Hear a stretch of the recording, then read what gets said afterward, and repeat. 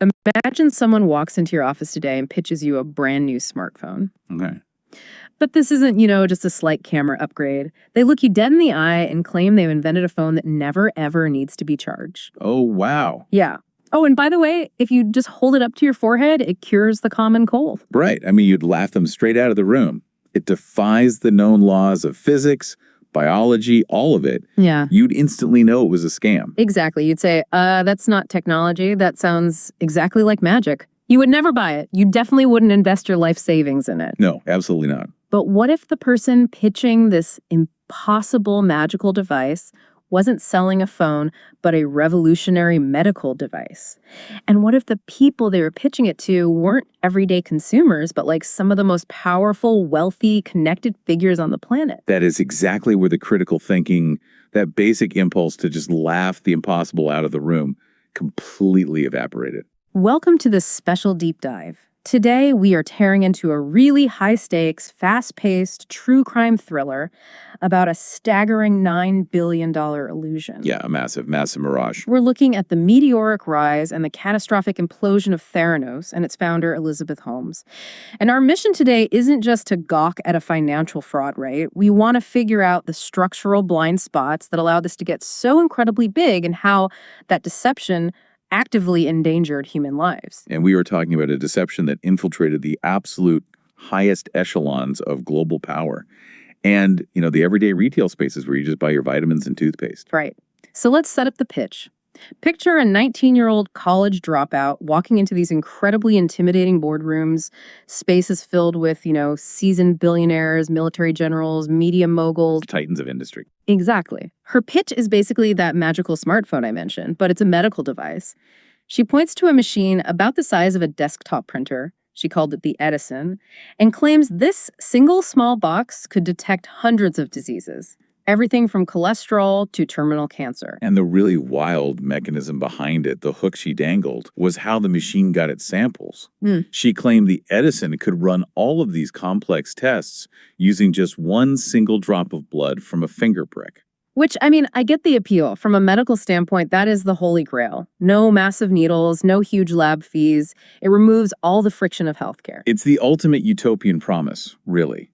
But as we know now, there was literally zero breakthrough science backing it up. The machine was essentially a prop. Yet she still managed to raise over $700 million. She got funding from Rupert Murdoch. She put Henry Kissinger and James Mattis on her board of directors. These are men who navigate high-stakes global power dynamics, and they just handed over their money. Which propelled Theranos to a $9 billion valuation. $9 billion built on a desktop printer that did not work. So, okay, let's unpack this. How on earth does a teenager get these ruthless operators to hand over their fortunes without a working product? Well, it was a massive psychological barricade. For Elizabeth Holmes, that barricade was her highly calculated Steve Jobs persona. She created this bizarre hypnotic character to sell the ultimate lie. She went to these extreme, almost creepy lengths, right? Like wearing black turtlenecks every single day just to emulate Steve Jobs. Every single day. And she trained herself to speak in this unnaturally deep baritone voice. Plus, she maintained this intense, unblinking stare. I mean, let me push back here. Was that just standard tech eccentricity? We see weird behavior in Silicon Valley all the time. Guys microdosing, sleeping in sensory deprivation pods. It's tempting to brush it off as typical tech quirkiness, sure, but it was absolutely a calculated weapon. Think about the human psychology of an unblinking stare. It triggers this immediate subconscious discomfort. Oh, totally. It throws you off balance and establishes this artificial power dynamic where a teenager is suddenly the dominant force in a room full of powerful older men. Wow, it's like an aggressive distraction technique. You're so busy wondering why she's in it blinking that you forget to ask, basic scientific questions. Exactly. She gave them the exact aesthetic of the visionary they were desperate to invest in. They forgot to ask, can you physically show me how this tiny box runs a complex cancer assay? Which is wild. But okay, investors don't run lab tests. How did she trick the actual lab technicians and doctors? Because you can't just aggressively stare at a blood sample until it gives you a cholesterol reading. No, you can't. And this is where the story shifts into a really terrifying medical thriller. Behind those locked lab doors, guarded by armed security. Wait, armed security for a blood testing printer? That alone is insane. Oh, yeah. But the extreme secrecy wasn't to protect a breakthrough. It was to hide a catastrophic failure. Inside the Edison, parts were malfunctioning. Blood samples would literally cook inside the box. It was a complete disaster, spitting out random, highly inaccurate readings. So if the magic box is literally destroying the blood, how did they process the tests for the everyday people going to Walgreens? Because every day people were walking into retail stores, getting their fingers pricked, waiting for real medical results. It is so sinister. They didn't send it out to a normal third party. They secretly bought commercially available, traditional blood testing machines made by a legitimate company, Siemens. Okay. They had them delivered, cracked them open, and hacked their internal mechanisms to run tests in secret, pretending it was the Edison. But wait, a standard Siemens machine requires a full vial of blood drawn from a vein. Theranos was only collecting a microscopic drop from a finger. How do you run one drop through a massive machine? You have to secretly dilute the blood. They watered it down with saline so there would be enough physical liquid volume for the hacked machines to process. But wait, if you water down a blood sample, you completely ruin the concentration. It's like trying to detect a drop of poison in a swimming pool instead of a teacup. Precisely. The chemical ratios are completely destroyed. Plus, blood from a finger prick is already mixed with tissue fluid, so it's a terrible baseline sample to begin with. That is horrifying. We aren't just talking about rich guys losing money anymore. This is medical fraud. It's the equivalent of selling a fake parachute and letting someone jump out of an airplane. The real-world impact was devastating. Patients received terrifying false diagnoses. Imagine getting a call based on a Theranos test, falsely telling you your cancer has returned. The emotional devastation is just unimaginable, and the reverse is just as dangerous. People who had serious illnesses were given a clean bill of health, meaning they wouldn't seek urgent treatment. Exactly. It highlights a profoundly dystopian nightmare where scientific truth was suppressed and patient safety was totally disregarded just to maintain a $9 billion valuation. But how do you keep a secret that lethal? With hundreds of employees seeing these hacked machines, someone has to talk. Theranos knew that.